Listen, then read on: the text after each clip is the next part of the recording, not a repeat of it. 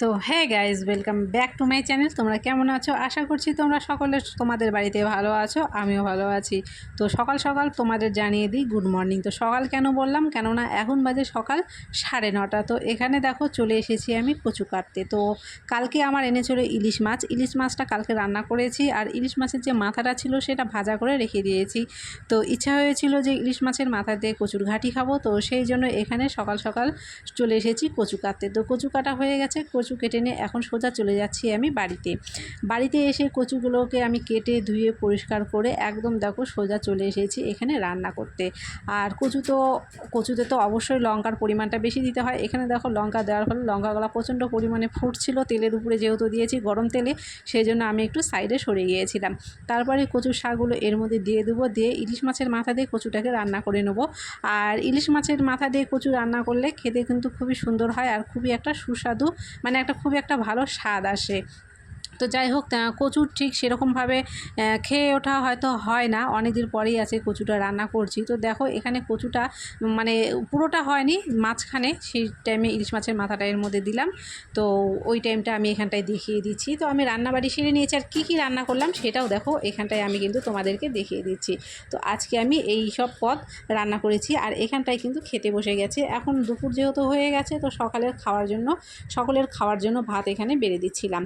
তারপরে খাওয়া দাওয়া সেরে কিছুক্ষণ রেস্ট নিয়েছিলাম। রেস্ট নিয়ে যেগুলো কাজ বাসনপত্র ছিল সেগুলো মাজা ঘষা করে তারপরে বিকেলবেলা একটু অন্য ধরনের খাবার খেতে ইচ্ছে করছিল। তো বিকেলবেলাও আবার কিন্তু একটু অন্য ধরনের খাবার বানাতে নিয়ে বসে পড়েছিলাম। তো এখানটায় দেখতে পাচ্ছ বসে পড়েছি, আর এখানে আমি আটা দিয়ে একটা মুখরোচক খাবার বানাচ্ছি। তো এটা কিন্তু খেতে খুবই সুস্বাদু হয়। সবথেকে ভালো কথা, এটা ভিতর থেকে একদম একদম খাস্তা হয়, খেতে খুবই সুস্বাদু হয়েছিল। এটা আমি যখন বাড়িতে বানিয়েছিলাম তো খেতে খুবই ভালো লাগছিল। তো ভাবছিলাম যে আরও অন্য কোনো দিন আবার বানাবো হয়তো। তো একদিন আজকে আমি অল্প করেই বানিয়েছিলাম, বেশি বানাইনি যদিও। তো প্রথমবার বানাচ্ছি, জানি না কেমন হবে খেতে, তো সেই জন্য একটু টেনশনে ছিলাম। তো যাই হোক, অল্প করে বানিয়ে খেয়ে দেখলাম এটা খেতে ভালোই হয়েছিল। তো আরও একদিন বানাবো। আর এটা কিন্তু দেখতেও খুব সুন্দর হয়েছিল, আমি কিন্তু তোমাদেরকে দেখিয়ে দেবো। দেখো, আর এটা আমি একদমই আটা দিয়ে তৈরি করেছি। আর এটা তৈরি করাও কিন্তু খুবই সহজ, খুব একটা যে কঠিন তা না। এটা কিন্তু যে কেউ বাড়িতে খুব সহজেই বানিয়ে নিতে পারবে। আর বেশি কিন্তু কিছু লাগে না, এটাতে বানাতে শুধু লাগে আটা, সামান্য একটু তেল ভাজার জন্য, আর এর মধ্যে লাগে একটু চিনি, লবণ আর কালো জিরে। ব্যাস এই 3টে উপকরণ দিয়েই কিন্তু এটা তোমরা বানিয়ে নিতে পারো, আর খুবই কিন্তু খেতে এটা সুস্বাদু হয়। তো আজকের ভিডিওটা কিন্তু আমি আর বেশি কিছু দেখাতে যাইনি, ঠিক এতটা পর্যন্তই দেখিয়েছি। তো তোমাদের আজকের ভিডিওটা কেমন লাগলো, কেমন হয়েছে আজকের ভিডিওটা করা, তো তোমরা কিন্তু কমেন্ট করে অবশ্যই আমাকে জানিও। যদি তোমাদের ভিডিওটা ভালো লেগে থাকে অবশ্যই একটা লাইক করে দিও, চ্যানেলটাকে সাবস্ক্রাইব করে দিও। আর চ্যানেলটাকে সাবস্ক্রাইব করে দিয়ে অবশ্যই আমাকে সামনে এগোতে কিন্তু সাহায্য করো। আর তোমরা এখানে দেখো এগুলো যে ভাজা হচ্ছে, এগুলো কিন্তু হয়ে গেছে, এগুলো আমি এখনই উঠিয়ে নেব।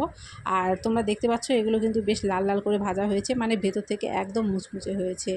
তো ভিডিওটা আজকে কিন্তু আমি এখানেই শেষ করছি। দেখা হচ্ছে কিন্তু তোমাদের সাথে একদম পরের ভিডিওতে। তো তোমরা আমার সাথে থেকো, আর ভিডিওগুলো নিয়মিত কিন্তু এইভাবেই দেখতে থাকো। তো আজকের মতো ভিডিওটা এখানেই শেষ করছি, বাই, দেখা হচ্ছে পরের ভিডিওতে।